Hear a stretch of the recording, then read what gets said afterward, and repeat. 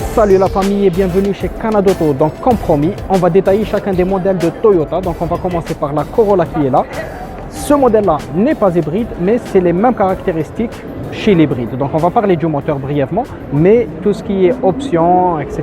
Donc les détails extérieurs et intérieurs resteront les mêmes. Et on va voir le prix exact de ce véhicule aussi. Sans trop tarder la famille, on commence notre tour extérieur du véhicule. A tout de suite.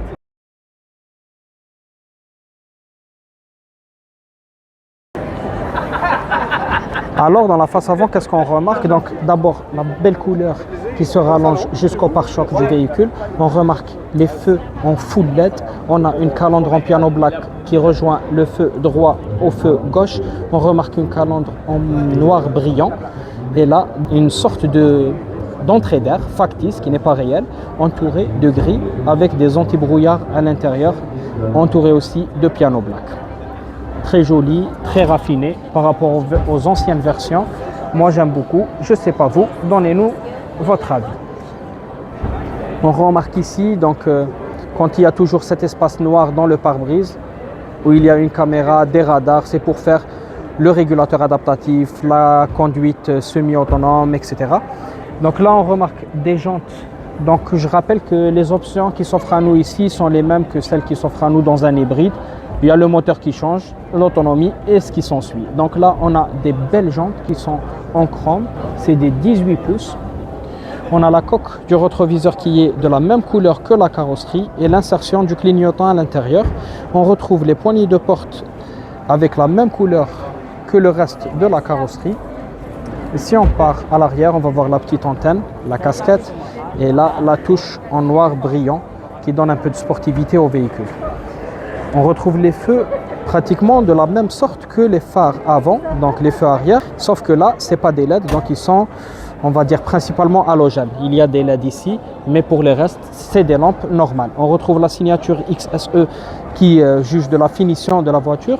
On retrouve cette partie en piano black en bas, avec une sorte de, on va dire, ça va nous faire penser à des sorties d'échappement, mais voilà, c'est juste des petites touches. C'est bien de faire ou de mettre ici un peu de plastique pour ne pas que la tôle soit touchée. Si toutefois on veut faire entrer quelque chose à l'intérieur, on a une petite caméra et des vitres fumées. En ce qui concerne le moteur du véhicule, donc c'est un 2 litres 4 cylindres qui développe 169 chevaux. On va passer voir l'intérieur du véhicule. Le prix, je vous le donnerai après.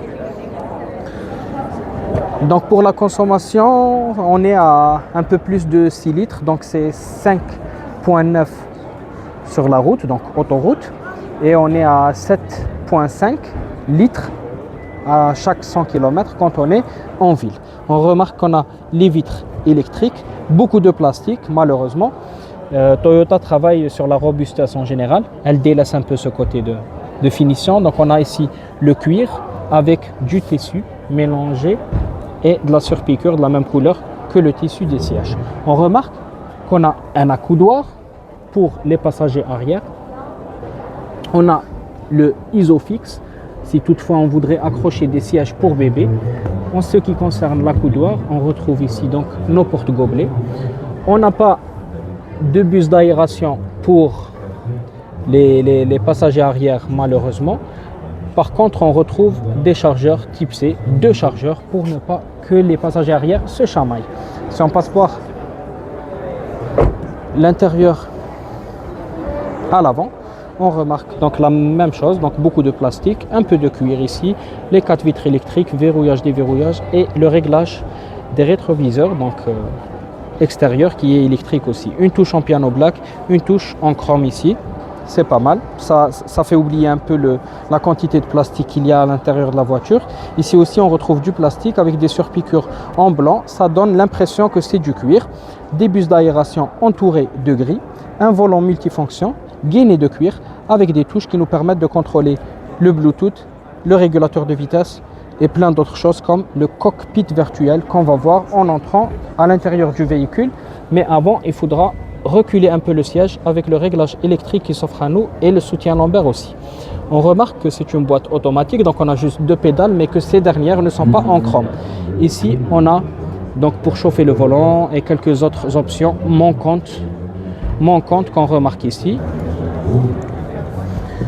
À l'intérieur du véhicule, on n'est pas dépaysé par rapport aux autres Toyota. On remarque juste que dans cette finition, le toit ne s'offre pas à nous. Par contre, on a de la lumière ici.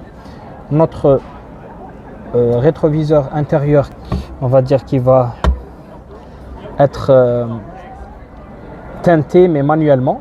On a ici un écran tactile qui est pas mal, du piano black, une touche en chrome.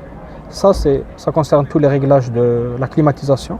On remarque qu'on peut démarrer la voiture sans utiliser la clé, donc keyless. On peut charger le téléphone aussi sans fil, donc wireless. On peut chauffer les sièges, que ce soit conducteur ou passager. Et ici, on retrouve notre fameux pommeau de vitesse en cuir avec les modes de conduite et on peut éteindre même l'ESP. On remarque aussi des portes-gobelets avec le frein à main électrique et l'auto-hold, ainsi qu'un accoudoir de la même couleur que les sièges et la même surpiqûre avec un petit rangement à l'intérieur.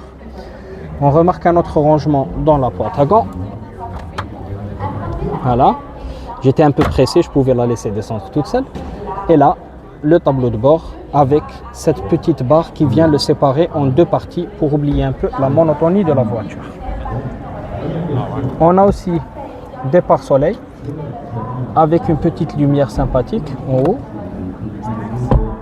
Et voilà en ce qui concerne les principales options de la Toyota Corolla. Je précise aussi qu'il y a beaucoup d'airbags, qu'il y a une dizaine, donc 10 airbags précisément. Il y a beaucoup d'haut-parleurs, comme vous pouvez le voir là-bas aussi. Et j'en passe, les options standards qu'on a l'habitude de voir. Je vais passer directement au prix pour ne pas que la vidéo soit trop longue.